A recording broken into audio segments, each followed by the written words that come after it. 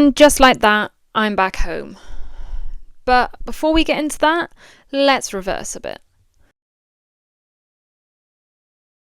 I've lived in London on and off for 2 years now. I've lived with a friend, I've stayed at my brother's, and I've experienced the joy that is spare room. And that's really how I would describe living in London. An experience. So, where did it all start? I started off living with a friend, just me and her. I've lived with others at uni and really enjoyed it. I felt like our own little family. So I thought living with one friend would be a similar experience. Safe to say, it was not. I never would have moved to London if it wasn't for her offering up that room. So for that, I'm always very grateful. But definitely, I learned a lot from that time. A couple of things I learned. Being friends with someone and living with someone are two very different relationships. You can be best mates, but that doesn't mean you'll work as housemates. It really bothers me when someone never takes the bins out. Don't know why, it's just one of those things. It's a red flag if the person you're living with is excited to make your shared space look like a show home, especially when your dream house looks a bit more like the chaos of Cheap by the Dozen. Having a cleaner, even if it's a financial stretch, can genuinely save a living situation. Being comfortable with who you're living with and where you're living is way more important than what the house actually looks like.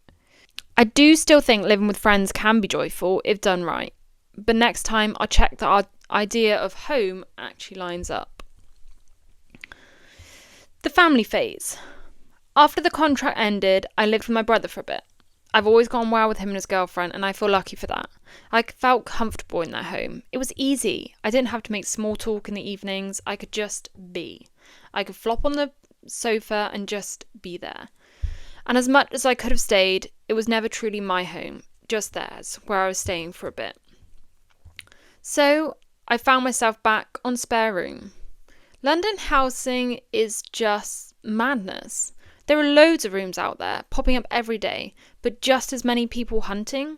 Messaging someone genuinely feels like sending a CV. Trying to sell myself as fun to live with, but I'm not a party animal. I'm clean, but I'm not obsessive. Up for a pub trip, but I'm not super clingy. Interesting, but not intimidatingly cool. Sociable, but also independent. And 90% of the time, you never even hear back. You wait for that someone has messaged you on spare room email, only to find it's an automated, sorry, this room is taken. So I did eventually find a room that I liked on spare room. I've been here for about 4 months. My flatmates? One moved out about a week after I arrived, but he was alright. One's friendly enough. I see them fairly often. We have a bit of small talk and then they go in their room. And the other one I barely see. I think he only leaves his room for about 10 minutes bursts, like a bit of a Victorian ghost. So the house is quiet, which sure is better than a party house, but also lonelier than I hoped. And then just as I started settling in, I thought I could make this house my own, make friends, bring them over, really settle into it. We got served a Section 21, landlord selling the property, and we've all got to leave.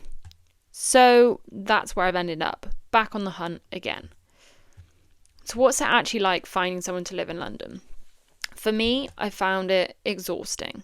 Constantly adjusting, unpacking, repacking, learning where the light switches are, figuring out which cupboard is yours, starting over again and again and again. I just want to settle, to live somewhere where I can build a rhythm, where I don't have to make awkward small talk every time I want a snack, where the room doesn't feel like a temporary holding pen for my life. Everyone in London seems to have their housing stories, some tragic, some hilarious. But still, I do know some people have found their best mates through spare room. So maybe third time's the charm? I really don't know whether I'm going to go back, whether I'm going to look somewhere else, whether the price is worth it. But I've looked around different places and everywhere seems expensive. So for me, I think London is the place to be. I just hope that this time it sticks. From the window seat with my suitcase packed, again, love, Emily Jane.